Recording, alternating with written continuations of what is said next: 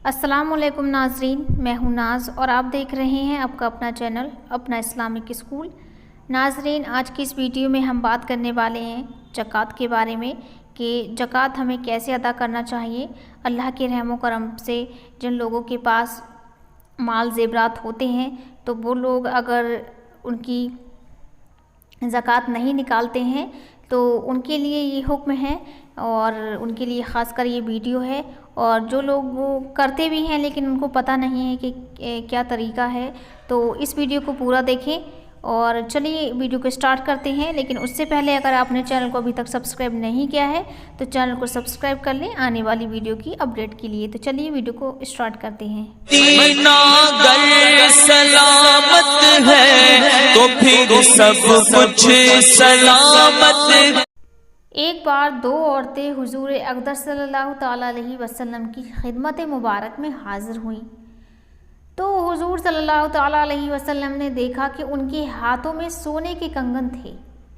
तो आपने फरमाया, क्या तुम इन ज़ेवरातों की ज़कात अदा करती हो? तो उन औरतों ने अर्ज़ किया, नहीं या रसूलल्लाह सल्लल्लाहु ताला अलैहि वसल्लम, हम ज़ेवरात की ज़कात अदा नहीं करते हैं। तो आपने इरशाद फरमाया, क्या तुम इसे पसंद करती हो कि अल्लाह ताला तुम्हें आग के कंगन पहनाए? औरतों ने कहा कि नहीं। तो हुजूर सल्लल्लाहु ताला अलैहि वसल्लम ने इरशाद फरमाया कि तुम इन ज़ेवरों की ज़कात अदा करो। ज़कात की निसाब क्या है? 7.5 तोला सोना, 52 तोला चांदी। तो इंसान पर ज़कात है वाजिब हो जाती है। जैसे मसलन सोना चांदी जबकि बकरदे निसाब हों तो उनकी ज़कात 40वां हिस्सा निकालना फ़र्ज़ है।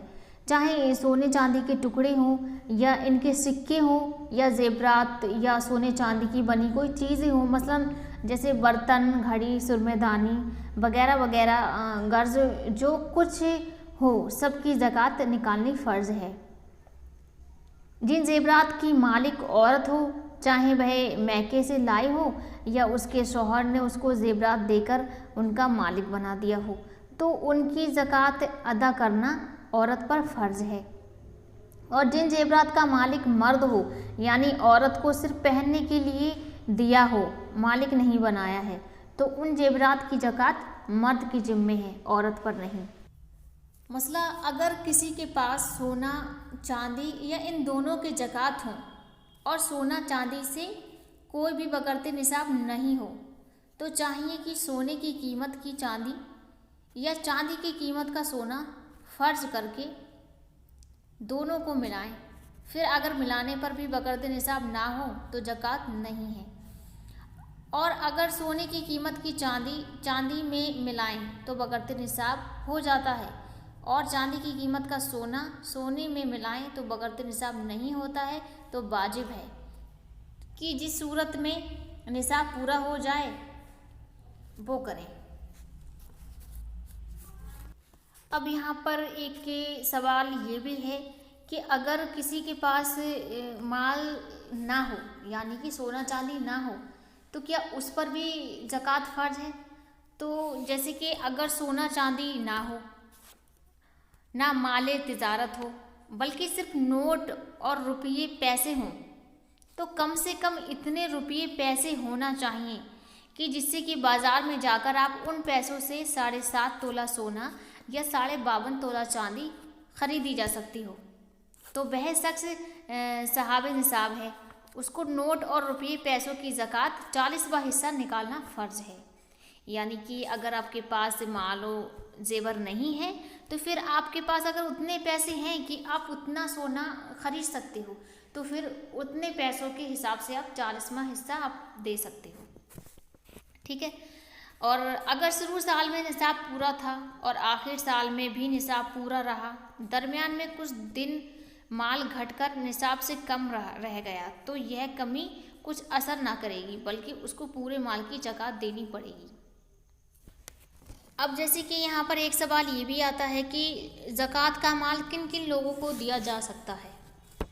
तो जिन जिन लोगों को उस्र और ज़कात का माल देना जायज़ है वह यह लोग हैं, जैसे कि नंबर 1 फ़कीर, यानी वह शख्स की उसके पास कुछ माल है मगर निसाब की मिकदार से कम है।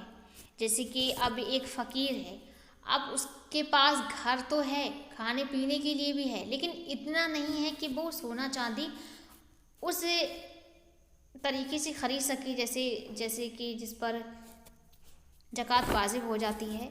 तो अगर इतना माल नहीं है उसके पास, उस तरीके से नहीं खरीद सकता है, तो उसको हम फ़कीर बोलेंगे, उसको ज़कात दे सकते हैं हम। नंबर 2, मिस्कीन, यानी वो शख्स जिसके पास खाने के लिए गल्ला और पहनने के लिए कपड़ा भी ना हो, तो उसको हम ज़कात दे सकते हैं। अब नंबर 3, कर्जदार, यानी वो शख्स की जिसके जिम्मे कर्ज हो और उसके पास कर्ज से फासिल कोई माल बकर्दे निसाब ना हो, तो उसको हम ज़कात दे सकते हैं। मुसाफिर जिसके पास सफ़र की हालात में माल ना रहा हो, उसको बकर्दे ज़रूरत ज़कात का माल देना जायज़ है। आमिल, यानी जिसको बादशाह इस्लाम ने ज़कात और उसरे वसूल करने के लिए मुकर्रर किया हो। जैसे कोई किसी के कैद में है, अब वो उसे पैसे देकर छूट सकता है, तो आप उसको जो है ज़कात दे सकते हो।